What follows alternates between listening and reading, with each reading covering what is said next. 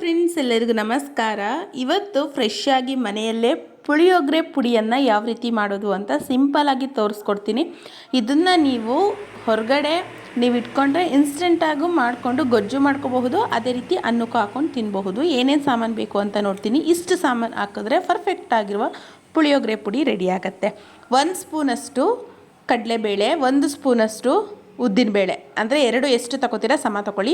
ಸ್ವಲ್ಪ ಜೀರಿಗೆ, ಮೆಣಸು, ಸಾಸಿವೆ, ಮೆಂತ್ಯ, ಇವು 4 ಸಮ ಇರಲಿ. ಹಾಗೆ ಇಂಗು, ಅರಿಶಿನ ಅರ್ಧ ಟೀ ಸ್ಪೂನಷ್ಟು, ಬೆಲ್ಲ, ಸ್ವಲ್ಪ ನಿಂಬೆಹಣ್ಣಿನ ಗಾತ್ರದ ಹುಣಸೆ ಹಣ್ಣು, 2 ಸ್ಪೂನಷ್ಟು ಕಡಲೆಕಾಯಿ, ಎಳ್ಳು ಬೇಕಿದ್ದರೆ ಹಾಕ್ಕೊಳ್ಳಿ, ನಾನೇನು ಹಾಕ್ತಾ ಇಲ್ಲ. ಹಾಗೆ ಧನಿಯಾ 3 ಸ್ಪೂನು, ಕೊಬ್ಬರಿ, ಕರಿಬೇವಿನ ಸೊಪ್ಪು, ಒಣಮೆಣಸಿನ್ಕಾಯಿ.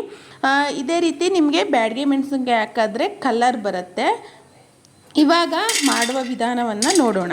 ಒಂದು ಬಾಣಲಿ ಇಟ್ಕೊಂಡು ಅದಕ್ಕೆ 2 ಸ್ಪೂನಷ್ಟು ಕಡಲೆಕಾಯಿ ಬೀಜ ಹಾಕ್ಕೊಂಡು ಚೆನ್ನಾಗಿ ಹುರ್ಕೊಳ್ಳಿ. ಇಲ್ಲಿ ಎಲ್ಲ ಪದಾರ್ಥವನ್ನು ನೀವು ಸಣ್ಣ ಉರಿಯಲ್ಲಿ ಆದಷ್ಟು ತಾಳ್ಮೆಯಿಂದ ಕೆಂಪಾಗಿ ಹುರ್ಕೊಳ್ಳಿ. ಯಾಕಂದರೆ ತುಂಬ ಸೀದೋಗ್ಬಿಡುತ್ತೆ. ಎಲ್ಲ ಪದಾರ್ಥ ತುಂಬ ಸೂಕ್ಷ್ಮವಾದದ್ದು. ನೀವು ಇಷ್ಟು ಸ್ವಲ್ಪ ಸಾಮಾನು ಹಾಕಿ ಮಾಡಿ ನೋಡಿ, ತುಂಬ ಚೆನ್ನಾಗಿರುತ್ತೆ. ಅದೇ ರೀತಿ ತುಂಬ ಪುಡಿ ಆಗುತ್ತೆ, ಇದೆ ಸ್ವಲ್ಪ ಸಾಮಾನು ಕಮ್ಮಿ ಆಗುತ್ತೆ ಅಂತ ಅಂದ್ಕೋಬೇಡಿ. ಕಡಲೆಕಾಯಿ ನೀಟಾಗಿ ಕೆಂಪಾದ ನಂತರ 1 ಸ್ಪೂನಷ್ಟು ಮೆಣಸು, ಹಾಗೆ 1 ಸ್ಪೂನಷ್ಟು ಸಾಸಿವೆ, ಅರ್ಧ ಸ್ಪೂನಷ್ಟು ಮೆಂತ್ಯ, ಇದಿಷ್ಟು ಹಾಕ್ಕೊಳ್ಳಿ. ಹಾಗೆ ಜೀರಿಗೆ 1 ಸ್ಪೂನಷ್ಟು ಹಾಕ್ಕೊಂಡು ಇದನ್ನು ಸಣ್ಣುರಿಯಲ್ಲಿ ಉರಿರಿ. ಇದೆಲ್ಲ ಸ್ವಲ್ಪ ಬೇಗ ಸೀದ್ ಬಿಡುತ್ತಲ್ವ, ಆದ್ದರಿಂದ ಸೀದ್ರೆ ಬೇರೆ ಟೇಸ್ಟ್ ಆಗಿಬಿಡುತ್ತೆ. ಸಣ್ಣುರಿಯಲ್ಲಿ ನೀಟಾಗಿ ಹುರ್ಕೊಳ್ಳಿ. ಹುರಿದ ನಂತರ ಒಂದು ತಟ್ಟೆಗೆ ಇದನ್ನು ಹಾಕಿ ಆರೋದಕ್ಕೆ ಬಿಟ್ಬಿಡಿ. ಆರಬೇಕು, ಇಲ್ಲ ಅಂದರೆ ಬಿಸಿಯಲ್ಲೇ ನೀವು ಅದನ್ನು ಪುಡಿ ಮಾಡಿದಾಗ ಅದು ಮುದ್ದೆ ಆಗುವ ಒಂದು ಕಾರಣ ಇರುತ್ತೆ. ಟೇಸ್ಟು ಬೇರೆ ಥರ ಆಗುತ್ತೆ, ಸ್ಮೆಲ್ಲು ಬೇರೆ ಥರ ಬರುತ್ತೆ. ಆದ್ದರಿಂದ ಇಷ್ಟು ಕೆಂಪಾಗಬೇಕು. ನೀವು ನೋಡಬಹುದು ಮೆಂತ್ಯ ಎಲ್ಲ ಎಷ್ಟು ಕೆಂಪಿಗೆ ಚೆನ್ನಾಗಿ ಆಗಿದೆ ಅಂತ. ಸಾಸಿವೆ ಸಿಡಿಯೋದಕ್ಕೆ ಶುರುವಾಗುತ್ತೆ. ಆ ನಂತರದಲ್ಲಿ ಇದನ್ನು ಒಂದು ಪ್ಲೇಟ್ಗೆ ಸರ್ವ್ ಮಾಡ್ಕೊಳ್ಳಿ. ನಂತರದಲ್ಲಿ ಅದೇ ಬಾಣಲಿಗೆ 2 ಸ್ಪೂನಷ್ಟು ಉದ್ದಿನಬೇಳೆ, 2 ಸ್ಪೂನಷ್ಟು ಕಡಲೆಬೇಳೆ ಹಾಕ್ಕೊಂಡು ಇದನ್ನು ಸಹ ಸಣ್ಣುರಿಯಲ್ಲಿ ಕೆಂಪಾಗೋ ತನಕ ನೀಟಾಗಿ ಹುರ್ಕೊಳ್ಳಿ. ಮೊದಲೇ ಹುರ್ಕೊಂಡಿದ್ರಿ ಅಲ್ವಾ, ಅದಕ್ಕೆ ಅರಿಶಿನ, ಇಂಗು ಹಸಿಯಾಗಿ ಹಾಕ್ಕೊಳ್ಳಿ. ಇವೆರಡನ್ನು ನೀಟಾಗಿ ಕೆಂಪಾಗಿ ಹುರ್ಕೊಳ್ಳಿ. ಯಾಕೆ ನಾನು ಪದೇ ಚೆನ್ನಾಗಿ ಉರಿರಿ ಅಂತ ಹೇಳ್ತಾ ಇದ್ದೀನಿ ಅಂದರೆ, ಕರೆಕ್ಟಾಗಿ ಇಷ್ಟು ಸಾಮಾನ ತಗೊಂಡು ಒಂದು ಹದವಾಗಿ ಕೆಂಪಾಗಿ ಹುರಿದು ಪುಡಿ ಮಾಡಿದಾಗ ಟೇಸ್ಟು ಅಷ್ಟೇ ಚೆನ್ನಾಗಿರುತ್ತೆ. ಹುರಿಯೋದು ಮೇಯ್ನು ಇದರಲ್ಲಿ ಒಂದು ಪ್ರೊಸೆಸ್. ಇಷ್ಟು ಚೆನ್ನಾಗಿ ಕೆಂಪು ಹುರಿದ ನಂತರ ಅದನ್ನು ಸಹ ಆ ಪ್ಲೇಟ್ಗೆ ಹಾಕ್ಕೊಳ್ಳಿ. ನಂತರದಲ್ಲಿ 2 ಸ್ಪೂನಷ್ಟು ಧನಿಯಾನ ಹಾಕಿ ಇದನ್ನು ನೀಟಾಗಿ ಹುರ್ಕೊಳ್ಳಿ. ಇದ್ರ ಜೊತೆಗೆ ಸ್ವಲ್ಪ ಕರಿಬೇವಿನ ಸೊಪ್ಪು ಹಾಕ್ಬಿಡಿ, ಬೇಗ ಫ್ರೈ ಆಗಿಬಿಡುತ್ತೆ. ಕರಿಬೇವಿನ ಸೊಪ್ಪು ಎಷ್ಟು ಹಾಕ್ತೀರಾ ಅಷ್ಟು ಫ್ಲೇವರ್ಫುಲ್ಲಾಗಿ ಚೆನ್ನಾಗಿ ಇರುತ್ತೆ. ಇವೆರಡನ್ನೂ ಹುರಿದ ನಂತರ ಇದ್ರ ಜೊತೆಗೇ ಸ್ವಲ್ಪ ಕೊಬ್ಬರಿ, ಅಂದರೆ 1-2 ಸ್ಪೂನಷ್ಟು ಕೊಬ್ಬರಿನ ಹಾಕ್ಕೊಳ್ಳಿ. ಇದು ಬೇಗ ಕೆಂಪಾಗಿಬಿಡತ್ತೆ. ನಾನು ಒಣಮೆಣಸಿನ್ಕಾಯಿ ನಿಮ್ಗೆ ತೋರಿಸಿದ್ದೀನಿ, ಇದ್ದರೆ ಹಾಕ್ಕೊಳ್ಳಿ ಅಂತ. ಒಣಮೆಣಸಿನ್ಕಾಯಿ ಬದಲು ನನಗೆ ಬ್ಯಾಡಗೆ ಮೆಣಸಿನ್ಕಾಯಿ ಇರಲಿಲ್ಲ ಕಲ್ಲರ್ಗೆ, ಅದಕ್ಕೆ ನಾನು MTRದು ಚಿಲ್ಲಿ ಪೌಡ್ರನ್ನ ಹಾಕ್ಕೊಂಡಿದ್ದೀನಿ, ಅದು ತೋರಿಸ್ತೀನಿ.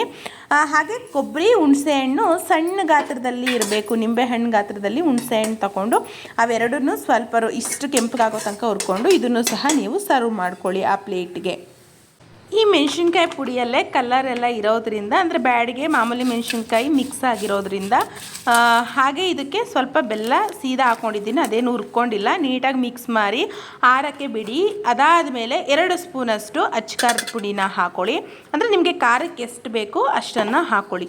ಇದನ್ನು ನೀವು ಡೈರೆಕ್ಟಾಗಿ ಅನ್ನಕ್ಕೆ ಪುಡಿನ ಉದುರಿಸ್ಕೊಂಡು ತಿಂತೀವಿ ಅಂದರೆ ಸ್ವಲ್ಪ ಖಾರ ಕಮ್ಮಿ ಮಾಡಿ, ಇಲ್ಲ ಗೊಜ್ಜು ಥರ ಬೇಯಿಸ್ಕೊಂಡು ತಿಂತೀವಿ ಅಂದರೆ 2 ಸ್ಪೂನಷ್ಟು ಹಾಕಿ. ನಂತರ ಇದನ್ನು ಮಿಕ್ಸಿ ಜಾರ್ಗೆ ಹಾಕಿ ತರಿಯಾಗಿ, ಅಂದರೆ ನಿಮಗೆ ಗೊತ್ತಾಗತ್ತೆ, ನಿಮಗೆ ಪುಳಿಯೋಗರೆ ಪುಡಿ ಯಾವ ರೀತಿ ಸಿಗತ್ತೆ ಆ ರೀತಿ ನಿಮಗೆ ಅದೊಂದು ಗೊತ್ತಾಗತ್ತೆ. ಅಷ್ಟು ನೀವು ಇದನ್ನು ಪುಡಿ ಮಾಡಿ ಫಟಾಫಟ್ ಅಂತ ಆಗಿಬಿಡತ್ತೆ. ಯಾವುದೇ ರೀತಿ ಟೈಮ್ ತಗೊಳ್ಳಲ್ಲ. ಘಮ ಅಂತೂ ಎಷ್ಟು ಚೆನ್ನಾಗಿ ಬರುತ್ತೆ ಗೊತ್ತಾ. ನೀವು ಒಂದು ಸಾರಿ ಮಾಡಿ ನೋಡಿ, ಪರ್ಫೆಕ್ಟಾಗಿ ಸಖತ್ತಾಗತ್ತೆ. ಏನಕ್ಕೆ ಸುಮ್ಮನೆ ಮನೇಲಿರೋ ಎಲ್ಲ ಸಾಮಾನೇ ತಾನೇ ಇವಾಗ ನಾನು ತೋರಿಸಿದ್ದು, ಸುಮ್ಮನೆ ದುಡ್ಡನ್ನು ವೇಸ್ಟ್ ಮಾಡಿ ಹೊರಗಡೆಯಿಂದ ಪೌಡ್ರ್ ತಗೊಬಂದು ಅದು ಎಷ್ಟು ದಿನ ಮಾಡಿ ಇಟ್ಟಿರ್ತಾರೋ ಯಾರಿಗೆ ಗೊತ್ತು. ಹಾಗೆ ಒಂದು ಸ್ಮೆಲ್ಲು ಸಹ ಇರೋದಿಲ್ಲ, ಟೇಸ್ಟು ಅನ್ನೋದು ಬರೋದಿಲ್ಲ ಅಲ್ವಾ.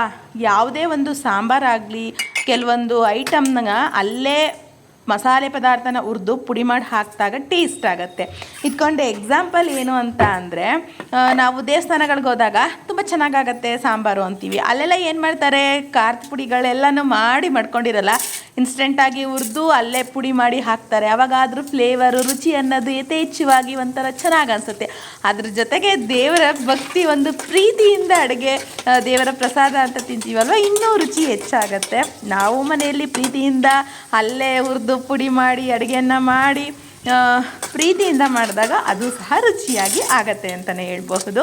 ಹಾಗೆ ಈ ಪುಡಿನ ನೀಟಾಗಿ ಪುಡಿ ಮಾಡ್ಕೊಂಡಿರ್ತೀರ ಅಲ್ವಾ, ಇದಕ್ಕೆ ನೀವು ಏನು ಮಾಡಬೇಕು ಬನ್ನಿ ತೋರಿಸ್ತೀನಿ.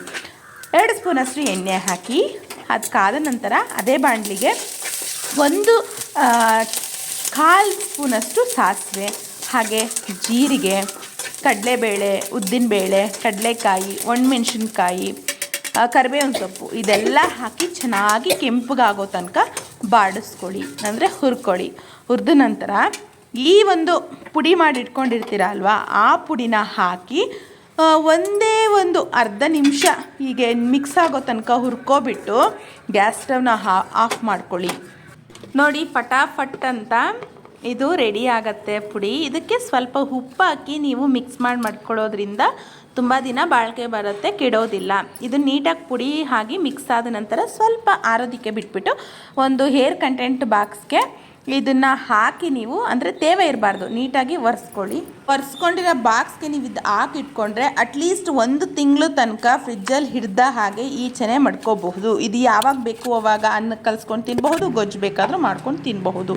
ಧನ್ಯವಾದಗಳು.